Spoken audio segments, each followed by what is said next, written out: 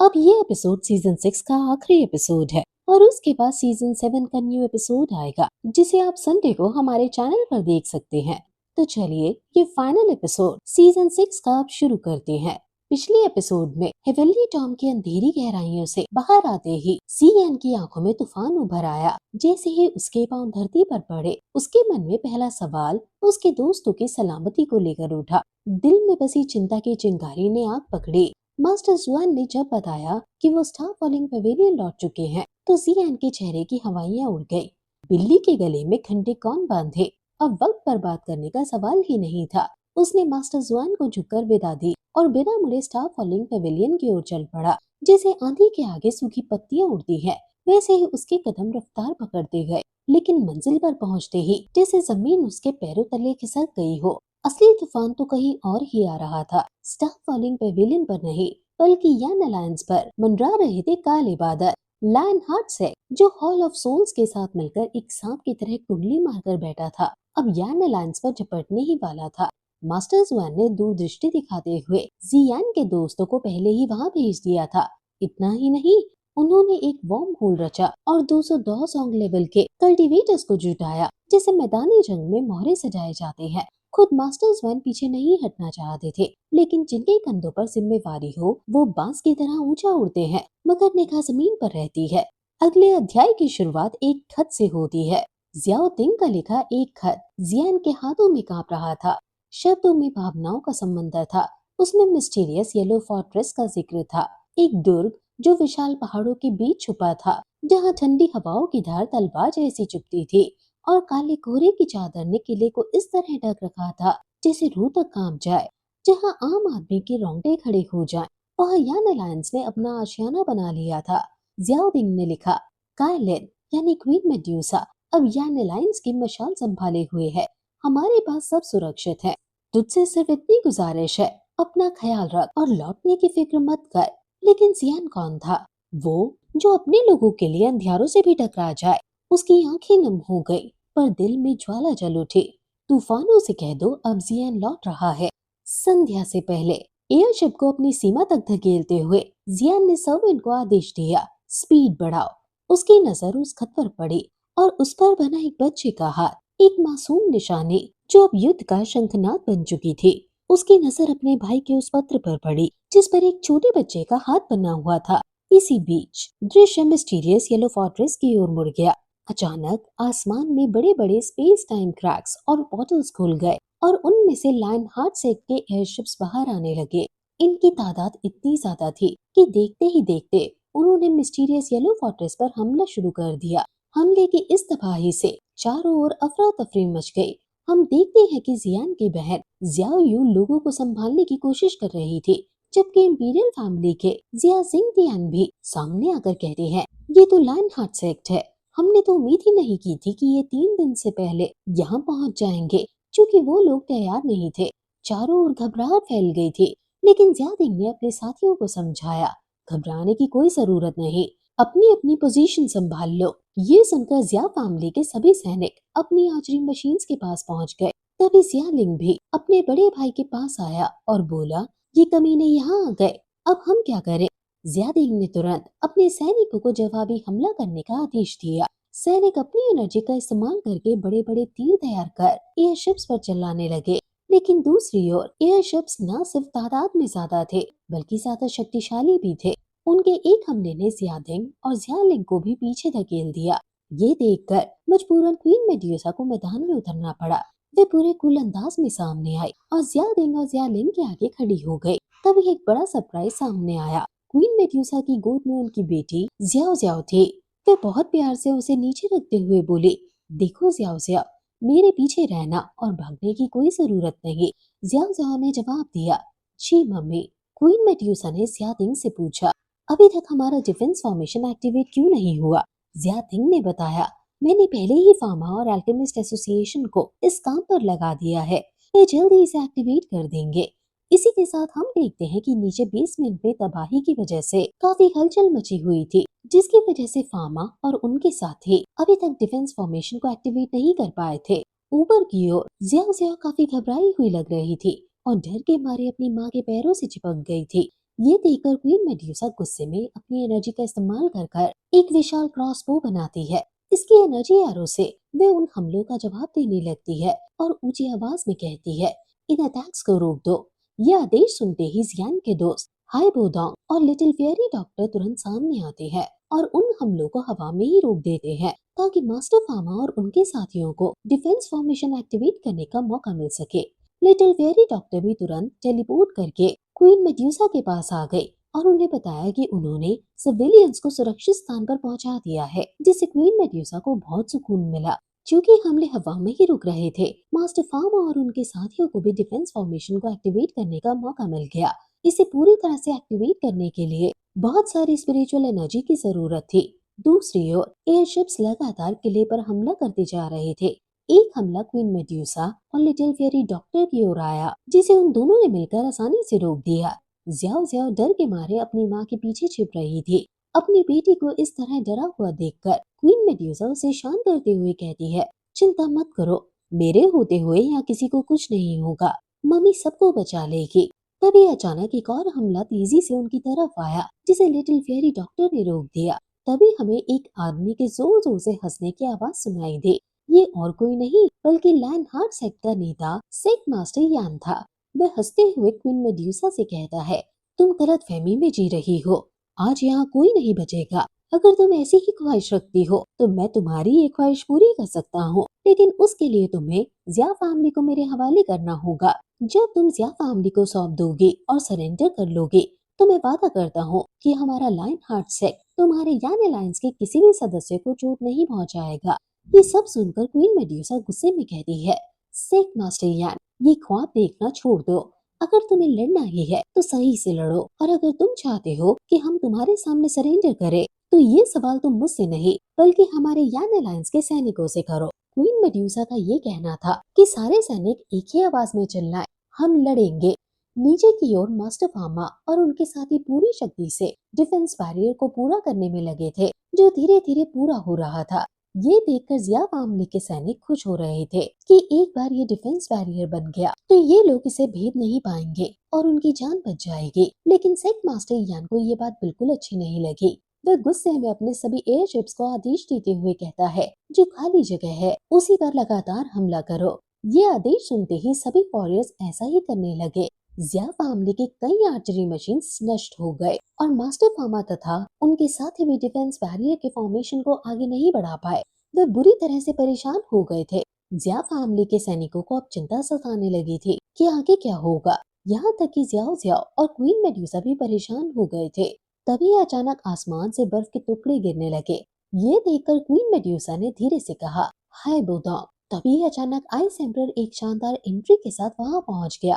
आते ही उसने अपने 6 टेल्ड आइस ड्रैगन फॉर्मेशन का इस्तेमाल कर उन एयरशिप्स पर हमला कर दिया। आइस एम्परर के इस एक हमले में कई फ्लाइंग एयरशिप्स हवा में ही नष्ट हो गए। ये देखकर सेक्ट मास्टर यान गुस्से में चिल्लाया, तुम्हारी हिम्मत कैसे हुई? तुम एक मामूली तोसोंग लेवल के कल्टीवेटर मेरे वॉरशिप्स को नष्ट कैसे कर सकते हो?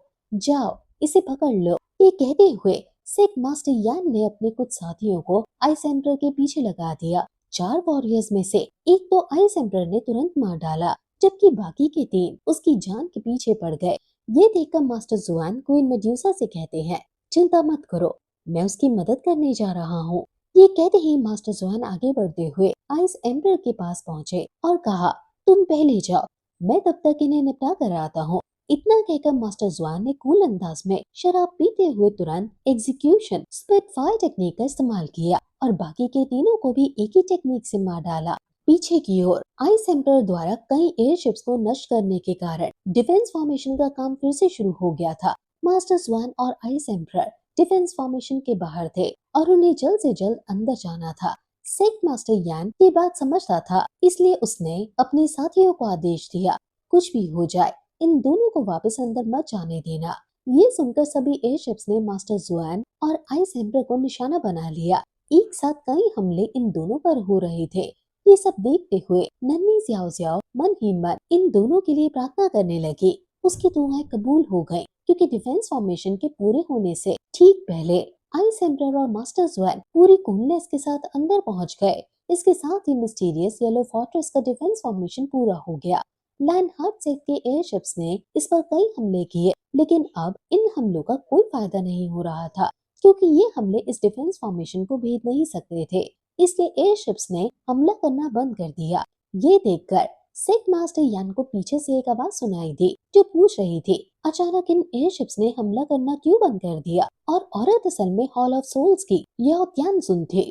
उसकी बात सुनकर सेट मास्टर यान तुरंत उसके पास आए और आदर के साथ समझाया, असल में मिस्टीरियस येलो फोर्ट्रेस का ये डिफेंस फॉर्मेशन काफी मजबूत है जिसे भेदना मुमकिन नहीं, इसलिए जब तक इसकी एनर्जी खत्म न हो जाए तब तक हमें इंतजार करना होगा। लेकिन याओ तियानसुन को सेट मास्टर यान का ये प्लान बिल्कुल भी अच्छा नहीं लगा, जिससे सेट मास्टर यान बहुत घबरा गया और माफी मांगने लगा। लेकिन याओ तियानसुन ने कहा, नहीं, तुम्हारा प्लान इतना भी बुरा नहीं है, लेकिन असली बात ये है कि अगर हम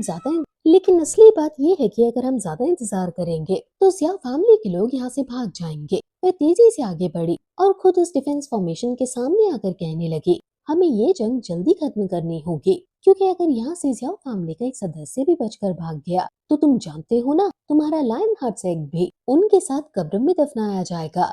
इस धमकी से सेट मास्टर यान पूरी तरह से घबरा गया और उसे अब इस जंग को जल्दी से खत्म करना था। इसी के लिए सेट मास्टर यान ने अचानक हवा में कई स्पेस टाइम क्रैक पोर्टल्स खुलवा दिए। उनके अंदर से लायन हार्ट सेट के कई हट्टे कट्टे सैनिक बाहर आए जिन्होंने किसी रिचुअल की तरह हवा में एक विशाल ब्लैक होल बनाया। क्वीन मेड्यूसा और उनके साथियों को कुछ समझ नहीं आ रहा था। तभी अचानक उस ब्लैक होल में से एक शेर के मुंह वाला विशाल खंभा बाहर निकलना शुरू हुआ जिसका सर बहुत ही नुकीला था।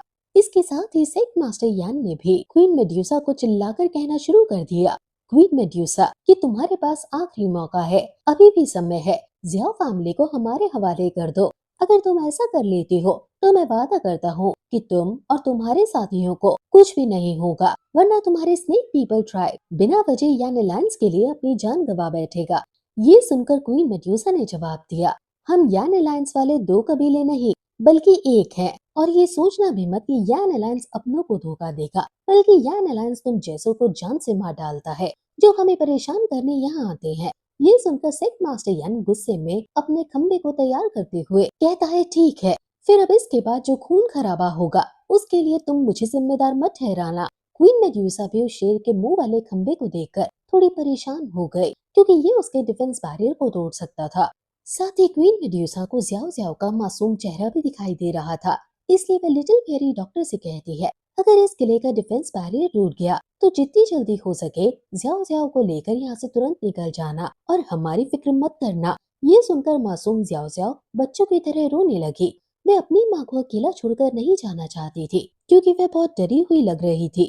क्वीन मेड्यूसा जियाओ जियाओ के आंसू पोंछते हुए कहती है, डरो मत, जैसे ही तुम यहाँ से जाओगी मैं भी थोड़ी देर में तुम्हारे पास आ जाऊंगी, तुम्हें मेरी फिक्र करने की कोई जरूरत नहीं। ये सब कहते हुए एक माँ अपनी बेटी को पीछे छोड़कर क्वीन की जिम्मेदारी निभाने के लिए आगे बढ़ जाती है, जबकि पीछे की ओर जियाओ जियाओ की आंखें भी आंसुओं से भर आई थी।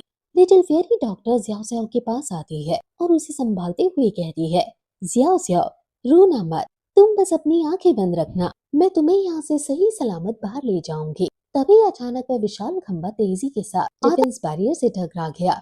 उसके एनर्जी प्रेशर की वजह से क्वीन मेड्यूसा के अलावा बाकी सभी लोग पीछे की ओर जा गिरे। इस खंबे के हमले से डिफेंस बैरियर में दरारें आना शुरू हो गई। ये सब देखकर क्वीन मेड्यूसा थोड़ी परेशान हो गई, लेकिन अभी लड़ने का समय था, वो हार नहीं मान सकते थे। क्वीन मेड्यूसा ने अपने यान अलायंस के सैनिकों का आदेश देते हुए कहा, सैनिकों, कान खोलकर सुनो, हमारे पास हार मानने की कोई गुंजाइश नहीं है क्योंकि आप जानते हैं कि हमारे पीछे हमारे घर वाले, हमारे प्यारे, हमारे अपने मौजूद हैं जिन्हें हमें हर हाल में बचाना है। ये यान अलायंस यहाँ बहुत मुश्किल से पहुँचा है। हमने हमेशा एक दूसरे का साथ दिया। इंसानों और स्नेक पीपल ट्राइब के बीच जो नफरत की दीवार थी वह हमने गिरा दी। जब क्वीन मेड्यूसा ये सब कह रही थी, दूसरी ओर एक स्नेक वॉरियर अपना हाथ आगे बढ़ाकर एक इंसान को खड़ा करता है जैसे कि उन दोनों में कोई फर्क नहीं। क्वीन मेड्यूसा ने आगे कहा, यहाँ तक आने के लिए हम लोगों ने कई मुश्किलें झेली हैं। हम कई बार हारे और गिरे, लेकिन हर बार हम पहले से भी ज्यादा ताकत के साथ दोबारा खड़े हुए क्योंकि हम सब जानते हैं कि हमें अपने प्यारों को बचाना है जिनके लिए हम किसी भी हद तक जाने के लिए तैयार हैं। तो मेरे सैनिकों, हथियार उठाओ और दुश्मनों को दिखा दो कि हमें मौत से डर नहीं लगता। हम अपने प्यारों को बचाने के लिए किसी भी हद तक जाने के लिए तैयार है। क्वीन मेड्यूसा की इस भावुक स्पीच को सुनकर सभी वॉरियर्स जोश में आ गए और ऊंची आवाज में चिल्लाकर कहने लगे, हम आखिरी सांस तक लड़ेंगे। उनका ये जज्बा देखकर सिख मास्टर यान उन पर हंसने लगा, क्योंकि उसने अपने खंबे का आखिरी हमला कर आखिरकार इस डिफेंस बैरियर को तोड़ दिया। इसकी वजह से मास्टर फार्मा और उनके साथी बुरी तरह से घायल हो गए। उनके मुंह से खून निकलने लगा था। इसके साथ ही सिख मास्टर यान ने अपने सैनिकों को आगे बढ़कर हमला करने का आदेश दिया। यह देखकर क्वीन मेड्यूसा भी तुरंत अपना चाबुक लेकर तेजी से सिख मास्टर यान की ओर बढ़ने लगी और गुस्से में कहने लगी, कमीने सिख मास्टर यान, अगर हिम्मत है तो आगे आकर मुझसे लड़ो। ये सुनकर सिख मास्टर यान मुस्कुराकर जवाब देता है, अगर तुम जैसी खूबसूरत लड़की मुझे इनवाइट करेगी तो भला मैं मना कैसे करूंगा। ये कहते हुए सिख मास्टर यान अपनी तलवार से कई स्लैश अटैक्स क्वीन मेड्यूसा पर करता है। उन हमलों को चकमा देते हुए क्वीन मेड्यूसा उसके पास पहुंच गई और फिर उन दोनों के बीच एक जबरदस्त लड़ाई शुरू हो गई। दूसरी ओर लायन हार्ट सेक्ट के कई सैनिक आगे बढ़ते हुए ज़िया फैमिली और स्नेक पीपल ट्राइब के सदस्यों को मार रहे थे। ये सब देखकर याओ त्यानजुन बहुत खुश हो रही थी। वो कहती है, शाबाश, जितने लोग हो सके उतनों को मार डालो, क्योंकि यहाँ जितने लोग मरेंगे उतनी तेजी के साथ मेरी एनर्जी फिर से रिकवर होगी। दूसरी ओर लिटिल फेयरी डॉक्टर का रास्ता रोकने के लिए दो वॉरियर सामने आ गए। लिटिल फेयरी डॉक्टर ने अपने पपेट का इस्तेमाल कर उन पर हमला किया और रास्ता साफ कर दिया। वह लिटिल फेयरी डॉक्टर से कहने लगी, चिंता मत करो, मैं तुम्हें कवर कर रही हूँ, आगे बढ़ते रहो। लिटिल फेयरी डॉक्टर के साथ चिपकी हुई ज़ियाओ ज़ियाओ डर के मारे अपनी आंखें बंद किए हुए थी और जब उसने आंखें खोली तो उसने देखा कि उसकी माँ सिख मास्टर यान के साथ लड़ रही थी, जबकि लायन हार्ट सेक वाले लगातार ज़िया फैमिली के सैनिकों को मार रहे थे। उन सबको अपनी परवाह नहीं थी, बस उस ज़ियाओ ज़ियाओ की थी, जो मरते हुए भी लिटिल फेयरी डॉक्टर से कह रहे थे, आगे बढ़ती रहो। तभी अचानक लिटिल फेयरी डॉक्टर पर उन 4 विशाल वॉरियर्स ने एक साथ हमला कर दिया। उनमें से 2 पर तो लिटिल फेयरी डॉक्टर ने हमला कर उन्हें अपनी एनर्जी से पीछे हटा दिया था, लेकिन क्योंकि उनका एक हाथ ज़ियाओ ज़ियाओ के साथ व्यस्त था, उनकी रफ्तार धीमी हो गई थी। बाकी के 2 वॉरियर्स भी उन पर झपट पड़े, उन्हें चकमा देते हुए। जैसे ही लिटिल फेयरी डॉक्टर आगे बढ़ने लगी, उसी मौके का फायदा उठाकर एक विशाल वॉरियर ने अपने हैमर से उन पर हमला कर दिया। ये हमला लिटिल फेयरी डॉक्टर को पीछे से लगा और वे बुरी तरह से घायल हो गए। उनके मुंह से खून निकलने लगा। ये देखकर ज़ियाओ ज़ियाओ भावुक होकर रोने लगी। तभी अचानक 2 विशाल वॉरियर्स दोबारा से अपने हैमर को लेकर लिटिल फेयरी डॉक्टर पर हमला करने के लिए कूद जाते हैं, लेकिन ज़ियाओ ज़ियाओ से अब ये सब देखा नहीं गया और वे जोर से चिल्ला देती है। इसके साथ ही उनकी देह से बहुत ही खतरनाक 7 कलर एनर्जी बाहर निकली, जिसने उन दोनों वॉरियर्स को पीछे की ओर पटक दिया। ये देखकर क्वीन मेड्यूसा और लिटिल फेयरी डॉक्टर तो ज़ियाओ ज़ियाओ के लिए परेशान हो गए, लेकिन दूसरी ओर याओ त्यानजुन को ये एनर्जी देखकर उस बच्ची में दिलचस्पी आने लगी। वह कहती है, ये बच्ची तो काफी इंटरेस्टिंग लग रही है, जाओ और इसे पकड़ कर लाओ। याओ त्यानजुन की ये बात सुनते ही उसके 2 हॉल ऑफ सोल्स के वॉरियर्स तुरंत आगे बढ़े और लिटिल फेयरी डॉक्टर के पास आकर दोनों तरफ से उन्हें घेर लिया। वे लिटिल फेयरी डॉक्टर पर हमला कर ज़ियाओ ज़ियाओ को छीनना चाहते थे, लेकिन लिटिल फेयरी डॉक्टर ने अपनी पॉइजन टॉर्नाडो टेक्निक का इस्तेमाल कर एक का रास्ता तो रोक दिया, जिसकी वजह से वह तुरंत ज़ियाओ ज़ियाओ को लेकर दूसरी तरफ जाने लगी। लेकिन दूसरा वॉरियर लिटिल फेयरी डॉक्टर के सामने आया और तेजी से उनसे टकरा गया। चूंकि वह भी एक डोसोंग लेवल का कल्टीवेटर था, उस हमले से लिटिल फेयरी डॉक्टर को चोट लगी और वे पीछे की ओर धकेली गई। लिटिल फेयरी डॉक्टर को इस तरह से घायल और कमजोर देखकर ज़ियालिंग तुरंत उनके पास आया और बोला, ज़ियाओ ज़ियाओ को मेरे हवाले कर दो, मैं उसे यहाँ से लेकर जाता हूँ। लिटिल फेयरी डॉक्टर को भी यही सही लगा, इसलिए उन्होंने तुरंत ज़ियाओ ज़ियाओ को ज़ियालिंग के हवाले कर दिया। ज़ियालिंग ज़ियाओ ज़ियाओ को लेकर अभी एक कदम आगे ही बढ़ा था कि तभी अचानक वह पहला वॉरियर बगल से आता है और ज़ियालिंग को टक्कर मार देता है। इस हमले से ज़ियालिंग पीछे की ओर जा गिरा और उस वॉरियर ने ज़ियाओ ज़ियाओ को जकड़ लिया। ये देखकर सभी लोग ज़ियाओ ज़ियाओ के लिए परेशान हो गए। दूसरी ओर ज़ियाओ ज़ियाओ भी खुद को छुड़ाने के लिए तेजी से छटपटाने लगी, लेकिन वो वॉरियर मुस्कुराते हुए कहता है, तुम काफी फुर्तीली हो, हमारे 9 हेवनली वेनरेट्स को तुम्हारी आत्मा यकीनन काफी पसंद आएगी। ये सब कहते हुए वो वॉरियर ज़ियाओ ज़ियाओ के शरीर से उसकी आत्मा को निकालना चाहता था। ये सुनकर सभी लोग परेशान हो गए, यहाँ तक कि क्वीन मेड्यूसा अपनी बेटी को बचाना चाहती थी, लेकिन सेक्ट मास्टर यान उन्हें अकेला नहीं छोड़ रहा था। और उन्हें हमला कर बुरी तरह से घायल कर देता है। फिर भी क्वीन मेड्यूसा को अपनी बेटी की फिक्र हो रही थी और वह चिल्लाते हुए ज़्याओ ज़्याओ का नाम लेती है। इससे पहले कि वो वॉरियर यहाँ अपने हाथ में एनर्जी इकट्ठा कर ज़्याओ ज़्याओ की आत्मा को उसके शरीर से निकाल पाता, तभी अचानक उसके पीछे एक स्पेस टाइम क्रैक पोर्टल खुल गया। उसके अंदर से एक हाथ बाहर आया और उसने तुरंत उसकी खोपड़ी को पकड़ लिया। ये हाथ किसी और का नहीं बल्कि जियान का था। वह बाहर आते हुए अपनी फ्लेम का इस्तेमाल कर तुरंत उस वॉरियर को जलाकर राख कर देता है। ये दृश्य काफी शानदार लग रहा था। उस वॉरियर के मरने की वजह से ज़्याओ ज़्याओ अचानक नीचे की ओर गिरने लगी, लेकिन दूसरी ओर जियान अपने 3000 थंडर टेक्निक का इस्तेमाल करते हुए तेजी से आगे बढ़कर ज़्याओ ज़्याओ को पकड़ लेता है। वह ज़्याओ ज़्याओ को देखते हुए कहता है, छोटी बच्ची, क्या तुम ठीक हो? क्योंकि ज़्याओ ज़्याओ को पकड़ने की वजह से जियान का क्लैन मार्क भी चमक रहा था। जियान शायद पहचान नहीं पाया कि ये बच्चा कौन है, लेकिन दूसरी ओर क्वीन मेड्यूसा जियान को देखकर मुस्कुराने लगी, जबकि जियान के बाकी दोस्त भी उसे यहाँ देखकर बहुत खुश हुए, सिवाय याओ तियानजुन के, जो जियान को देखकर चौंकते हुए कहती है, क्या जियान? तभी दूसरी ओर जियान अपने साथियों से माफी मांगते हुए कहता है, मुझे माफ कर देना, लगता है कि मुझे आने में देर हो गई। पीछे की ओर सेंट मास्टर यान सब लोगों की बातें सुनते हुए कहता है, अच्छा तो तुम हो वो जियान, यान अलायंस के लीडर। उसकी आवाज सुनकर जियान गुस्से से पीछे की ओर मुड़ता है और हवा में एक चुटकी बजाता है। इसी के साथ हम देखते हैं कि जियान के आसपास कई स्पेस टाइम क्रैक पोर्टल्स खुल गए, जिनके अंदर से जियान के जितने भी दोजोंग लेवल के कल्टीवेटर्स थे वे सब बाहर आ गए। जियान उन्हें आदेश देते हुए कहता है, यहाँ जितने भी हमलावर हैं उन सबको जान से मार डालो, कोई भी जिंदा नहीं बचना चाहिए। अपने मास्टर के इस आदेश को सुनते ही उन सभी वॉरियर्स ने तुरंत अपनी एनर्जी एक्टिवेट कर दी और इसी के साथ ये एपिसोड यहीं खत्म हो जाता है। अब हम सीजन 6 एंड कर रहे हैं और इसका सीजन 7 का पहला एपिसोड हम इस संडे को एक्सप्लेन करेंगे, जो बहुत ही इंटरेस्टिंग होने वाला है।